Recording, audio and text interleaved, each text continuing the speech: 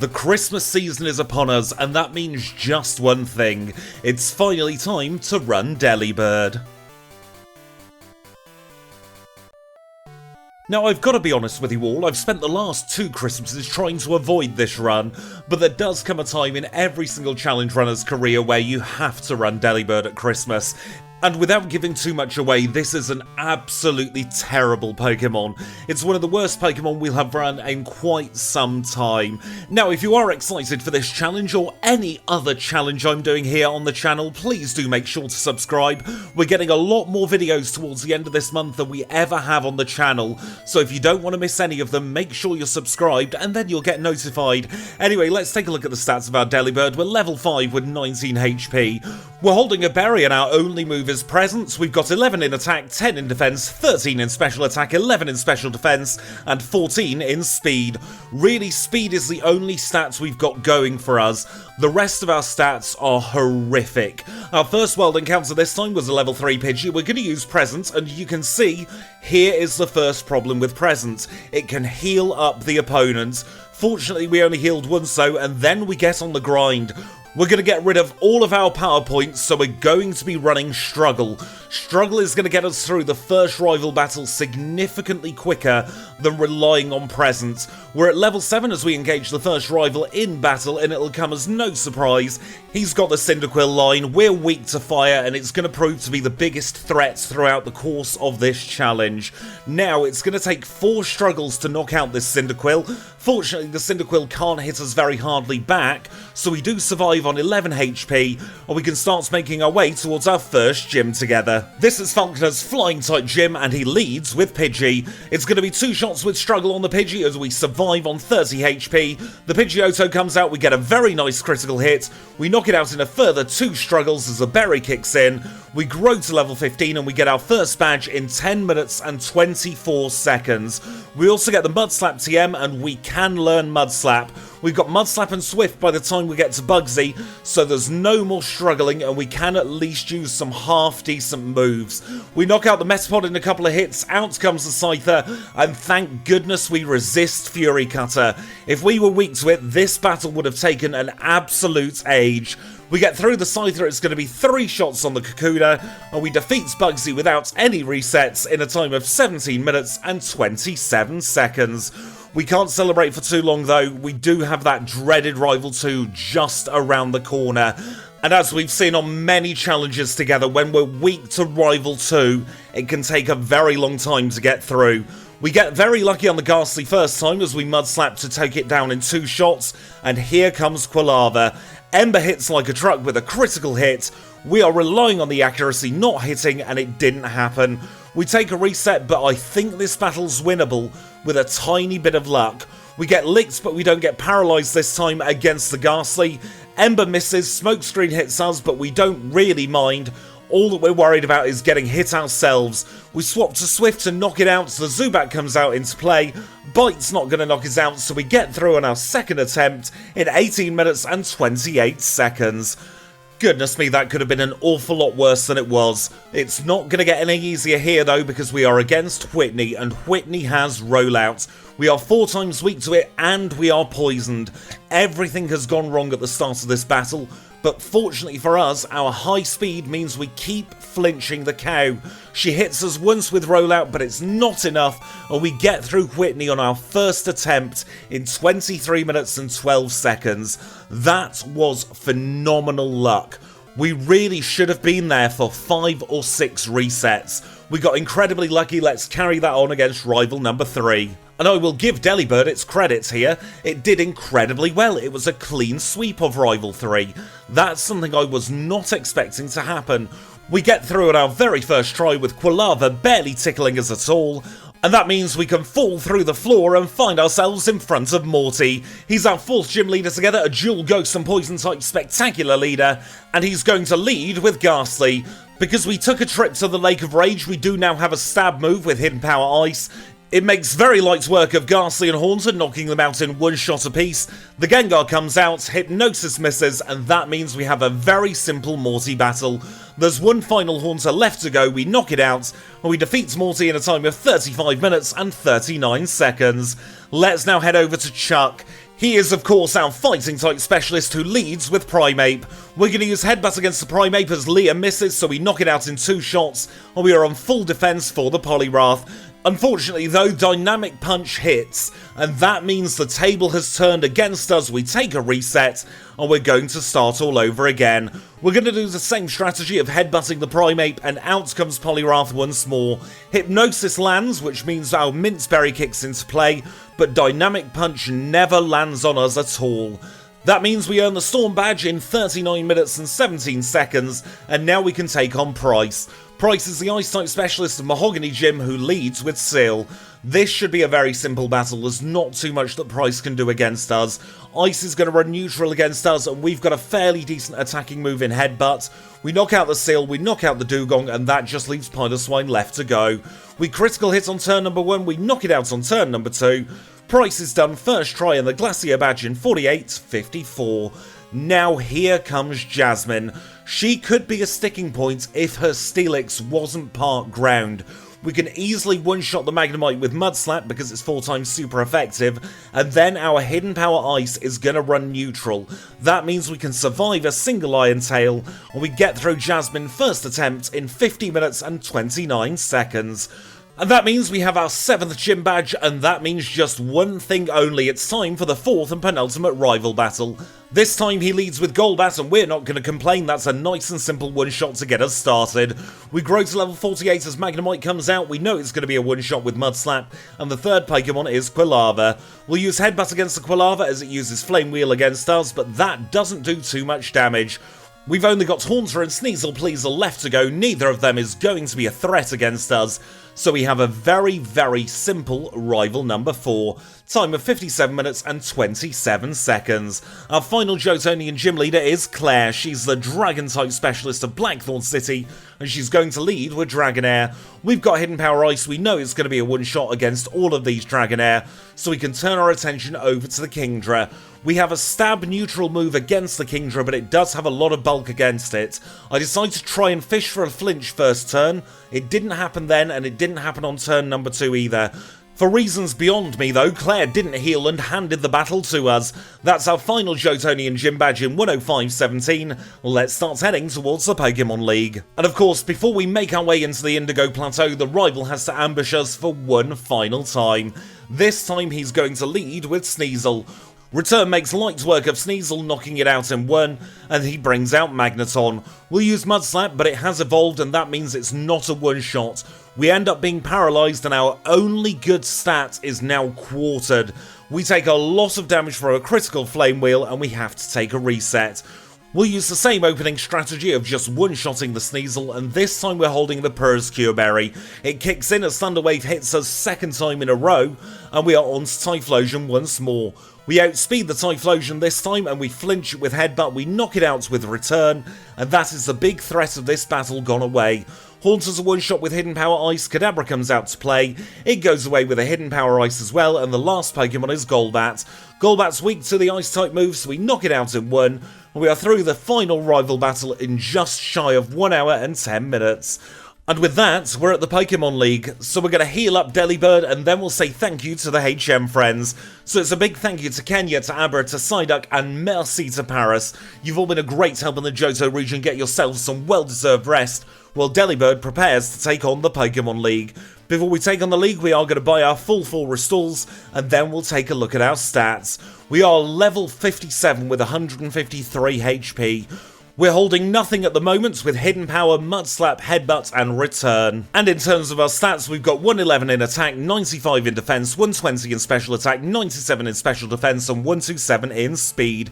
Those, of course, are the outer battle stats. We'll get a big buff in battle, as we'll see now, against Will. He's our first league member, a Psychic-type specialist who leads with Xatu. Xatu's weak to ice, so it goes down in 1 shot. We'll use Return against the Jinx and knock her out in 1 as well. The bulkiest Pokemon we're going to come up against is Slowbro, so once again we're going to be fishing for the flinch. It doesn't happen, but we do get a lucky critical hit. Exeggutor comes out to play, it's weak to ice, it goes down in 1. We grow to level 58, and the last Pokemon is Xatu. We outspeed and we one-shot, so Will is done first try in 111 on the nose. Up next is Koga. He is, of course, the Poison-type specialist who leads with Ariados. We're going to use Hidden Power against Ariados and knock it out in 1, and up second is Fortress. We've got Hidden Power, it's our best move against Fortress, but honestly not a single one of our moves is very good. We 3-shot it and here comes Muck. We aren't quite able to one-shot Muck even with a critical hit, but we knock it out in 2 turns, and here comes Venomoth. Once again, we don't have anything particularly great for Venomoth, but Toxic Mist, and that is it all over for Koga. Crobat's weak to ice, we knock it out, and we are through him first try. Now here comes a big threat. Bruno is rocking Rock Slide on his Machamp's Learn set. We are 4 times weak and Machamp has massive attack. So we have to get incredibly lucky in this battle. Not only does Machamp have a lot of attack, it's also carrying a fair amount of bulk behind it. So we get onto the Machamp and we just hope for the best. We didn't flinch, Rock Slide didn't knock out, and we are back to square one. It took us a long time to get through Bruno, and this really is showing where Delibird's weaknesses lie. We are 4 times weak to Rock Slide, which is already a bad start, but we had to use our Hidden Power type on a stab move in order to get through the game fairly efficiently. If we weren't running Hidden Power Ice, trainers like Jasmine and Claire would have taken an awful lot longer, and that meant we didn't have an option at all for Bruno. If we'd have had an option, I'd probably have run something like Hidden Power Psychic instead, just so that we had something super effective for this Machamp. As it stands though, we just have to keep persevering, and eventually we will get the luck we need. I tried a few different held items on different attempts, and eventually I settled on the pink bow. It has the potential to 2-shot the Machamp. We eventually get through thanks to a Rock Slide miss. We 1-shot the Hitmonlee, and we are finally through Bruno. Time of 1:17:29. Let's take on Karen. Karen is a Dark-type specialist who leads with Umbreon. Once again, this isn't going to be an easy battle for us, but we're going to try our best. We get very lucky with a critical hit against the Umbreon, so we knock it out in 2, but Houndoom really could prove to be problematic. We didn't flinch it, and we're only on 29 HP for the Gengar. We're not going to be able to one-shot the Gengar, but it knocks itself out with Curse. Vileplume comes out to play, we get very lucky there and high roll against it. Murkrow's the last Pokemon, and we just about scrape through. First try Karen in 1:18:26. And that means there's only one obstacle between us and the Hall of Fame. It's time for Lance the Liar with the Flyers, and he's going to lead with Gyarados. This is another one of those battles where Hidden Power Ice is really going to come in clutch. We're not going to use it against the Gyarados, so we 2-shot that with Return, but the rain is up as Charizard comes out to play. I fish for a flinch, once again it doesn't happen. We didn't get very lucky at all with our flinch luck there, but we finish off Charizard with a Hidden Power Ice. And that really is all the threats gone from this battle. All the rest of Lance's Pokemon are going to be weak to the Ice type, so we can just keep spamming Hidden Power. Once again, I am very happy I chose Hidden Power Ice here. It makes light work of every single one of his Pokemon. We grow to level 62, and we are the champions of the Johto region in 1 hour, 19 minutes and 35 seconds. And that gives us a final Hall of Fame time of 1 hour, 19 minutes and 38 seconds. At the halfway point of this challenge, we are in a very respectable 67th place, but there's still more to come, so don't you dare go anywhere. Kanto is next. And we rejoin the action as we always do here in Vermilion City, where the first thing we do in Kanto is the last thing we do in Johto. We're going to get another rare candy, this time from the chairman of the Pokemon Fan Club. And with that safely tucked away in our bag for another challenge, we are ready to take on the gauntlet of Cantonian gym leaders. We're not going to be doing our standard routing on this one, there's absolutely no way we'll be getting through Lieutenant Surge, so instead we're going to be picking and choosing which leaders we think we can get through the easiest. Now, if you do want to skip ahead to the blue fight, it's going to be starting at around about 16 minutes and 58 seconds. For everybody else, let's now sit back, relax, and have our standard Cantonian chat. And without trying to be a Debbie Downer, at the start of this one I'm going to talk about some of the challenges I have faced creating content over the last couple of months. As I'm sure a lot of you know, I fell fairly ill towards the end of October, and that really did just kill any momentum I had with the channel. I was just about able at the start of November to get the Walrein voiceovers done, but it has taken me a further 5 weeks to get to the point where I've got the energy to do voiceovers again. That's a lot of the reason why I've not been streaming as much lately as well. I have been having to focus so much on my recovery that it has taken all momentum out of the channel, and that means I've got to start building it up again. And that means I've decided to take it a little bit easier in January. We're not going to have the full 3 videos a week, but I'm going to try and do something special throughout the course of that month. I'm not 100% settled on the idea I have, so I'm not going to give too much away quite yet, but it's still going to be challenge runs with a slight twist to the formula. I'm going to be trying something a little bit more themed throughout the course of that month. We're still going to be getting a couple of videos a week, and I'm sure I'll be back to live streaming at that point as well, but it's going to give me a nice little mental break, as well as that time to just ease myself back into the swing of things. When I came back to the channel in the middle of July, I had to take things very, very slowly to begin with, and it's going to be a very similar process here. I don't want to get myself to a point where I'm overworking and fall ill again, because then that means there'll be absolutely no videos or streams and nobody will be happy with anything. But that is the plan as it stands right now. And if you are wanting the extra content every week, I have launched a second channel. It's at Squidgy Extra. You'll find a link in the description down below if I remember to put it in. And there I'm playing all sorts of different games. At the moment it's Minecraft, and it's going to be whatever takes my fancy. And I'm going to be creating small little highlight videos from what I've been doing. Because as much as I love challenge running, it's incredibly difficult to get the creative juices flowing in such a restrictive environment. I don't expect the channel to take off in any way, shape or form, and it's more there as a little side passion project.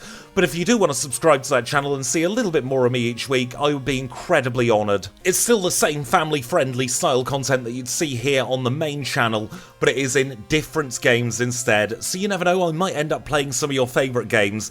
And please do let me know down in the comments below if you think there's a game that I'd find particularly fun to make some videos out of. I am open to pretty much any idea as long as it's not too scary, because I am, as I'm sure you all know by now, an absolute wimp. But anyway, let's now rejoin the action here at Blue. He's our final gym leader of the challenge. He is a mixed site specialist who leads with Pidgeot. Since defeating the league, we have had a slight change of learn set. We've got Rain Dance and Ice Beam instead of Mud Slap and Hidden Power Ice. We use Rain Dance on turn 1 to try and negate some of the damage that Flamethrower will do from Arcanine, but honestly it's not going to be anywhere near enough. We end up getting knocked out very, very quickly by a very hard-hitting Flamethrower, and we are back to square one. And this is something of an anomaly for a blue battle. We are ditching the leftovers in favour of a type boosting item, and that's because if we are able to get 2 high rolls out of our 3 return hits that we need on Arcanine, we're able to 2-shot it, and we'll have just about enough health for the rest of this battle. Alakazam comes out to play. It's got no defense, so we knock it out in a return. Rhydon's weak to Ice Beam, so that goes down in one simple one-shot as well. Gyarados comes out to play. We'll use Ice Beam and Hyper Beam misses, and that really does mean the battle's over for Blue at this point. Executor's weak to Ice Beam as well. We knock it out in 1, and we are through Blue in a time of 1 hour 39 minutes and 3 seconds. And that's all 16 gym badges acquired. However, those of you who are eagle-eyed may notice we still have a lot of time left on this video, because this was one of the worst red battles I have had in quite some time. I'm not going to be commentating every single attempt, and instead I'm going to use this time to have a little chat with all you lovely people watching once more. This battle really did take it out of me. I don't want to give too much away at this early point of the red battle, but even time-wise it wasn't that bad. Just the amount of mental energy that went into trying to beat red was absolutely ludicrous. It felt like no matter what I did, something would go wrong, be it the RNG, be it a wrong move choice, be it me just playing badly in general. And when that happens, you end up playing worse and worse. You lose your rhythm, you lose your flow, and that means you start making silly mistake after silly mistake after silly mistake. And that is absolutely what happened with this red battle with Delibird. But those kind of battles then have lingering effects. So not only did I get drained from doing this battle, I knew I then had to edit this battle down into something that wasn't completely boring, while still showing that I tried a multitude of different strategies to try and get through to the end of Red, because I know exactly what it's like in your situation as a viewer. If I don't show something on screen, you're going to assume I didn't do it because it didn't get shown, so you might have thought that would be the key to success. And honestly, a lot of the strategies I used probably would have been the key to success, but the RNG was just that bad in key moments in this particular Red battle. It does happen every now and then, we get just some awful luck at the very end. And I think the closest parallel I have done is another ice type in Cloyster. I've not done a video on Cloyster yet, but those of you who were there for the stream, you'll know exactly what I was going through with Delibird, because you saw it in real time when I was trying to defeat Red with Cloyster, and yet again, that took it out of me. I think I missed the stream afterwards, or the allocated slot for that stream anyway, because I needed that time to recover. So once I'd got the editing done, I then had another mental block because of this particular voiceover, because I knew my pacing was going to be all over the place. I'd have a fairly standard start to the video, or should I say standard for a Pokemon where we're doing struggle strats. The middle part of the challenge was pretty much the same as anything else here on the channel. The Pokemon League was a fairly standard affair, all things considered. We got through most of the trainers with relative ease, and then it was just one trainer who gave us a big sticking point. Honestly, the order that we do the Kantonian gyms doesn't really matter as long as we finish with blue, so that means I know I've got anywhere between 2.5 to 3 minutes to do my standard Kantonian chat, but then we have 8 minutes or so left for the red fight until the end of the video. That is a huge amount of time to fill, especially when there's not actually that much going on screen. All that's happening is I'm hitting my head against a brick wall repeatedly, trying to find the key to get through the red battle. So there's not much I can riff off even if I'm watching the video as I'm doing the voiceover. And when I'm preparing to do this voiceover, I then start panicking thinking I'm going to get stranded in the red battle. I'm going to have 6 minutes to fill and I'm not going to know what on earth I want to say throughout the course of this battle. So that's the point where we're at now. It did take a lot of energy to get through to this point in the challenge, but honestly it's quite nice to be this open and upfront about the struggles that go into content creation. I really enjoy what I do here, but there are times where you just get a Pokemon that you don't gel with, and then it becomes a little bit of a nightmare to get that particular video out. Off the top of my head, I can think of 3 particular challenges where I've faced a similar struggle before. Those being Raichu, Shuckle and Electrode. All 3 of those Pokemon share something very similar with Delibird, and that is that they don't fit into the general mold that I'm used to when creating a challenge run video. They all have struggles that go above and beyond what I would normally reasonably expect from even the most mediocre of Pokemon.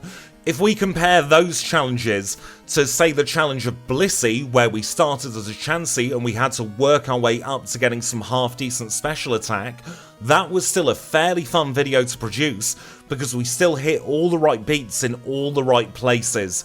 So what I've tried to do in this one is show a lot of the struggle where needed, but I've still tried to hit the right pacing and the right tempo, and I would be incredibly interested if you've enjoyed this little few minute chat, because I can do that in future on further red battles where we're struggling this much, where instead of commentating the battles as they go play by play, we can just take an aspect either of content creation, of challenge running in general, or even just something that comes to mind to do with the channel, and we'll break it down piece by piece, and I'll pull back the curtain a little bit more again, and dissect the stuff that goes on behind the scenes to create these challenge run videos.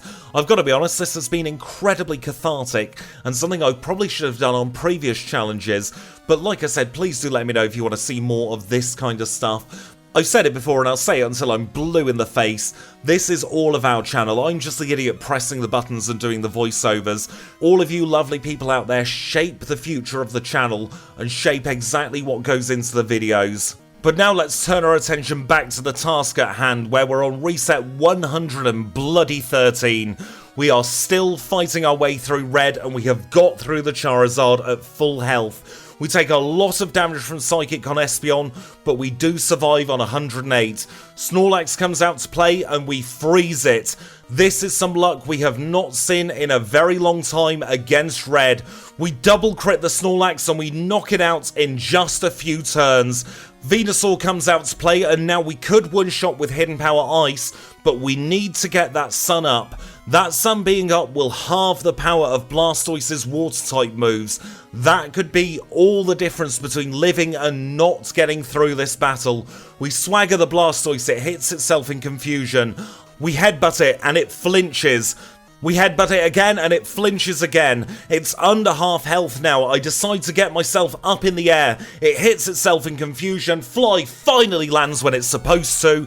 And we are through red in 2 hours, 11 minutes, and 57 seconds. And that is the conclusion to one of the worst red battles I will have in a very long time. It does mean we drop down to 96th place at the end of the challenge, in between Hypno and Raichu.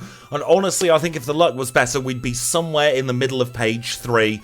Talking of page 3, there's absolutely no change there. It's still first Girafarig up on top and Octillery down at the bottom end of the leaderboard. We've got Articuno in 11th place on page 2. Better watch out for Noctowl, that's in the page 2 drop zone, and there's no change to the leaders either. It's still our trio of fantastic birds on top with Dodrio, Ho-Oh and Pidgeot, and then we've got Lugia in the page 1 drop zone. But with that, we are done. So I really hope you've enjoyed this one. If you have, make sure to leave a like. If you want to see more just like this, click the subscribe button. Any feedback at all, leave it in the comments down below. And until next time, when we're getting Delibird's revenge by running Iron Bundle, I'll say thank you all so much for watching, and I'll see you all very, very soon.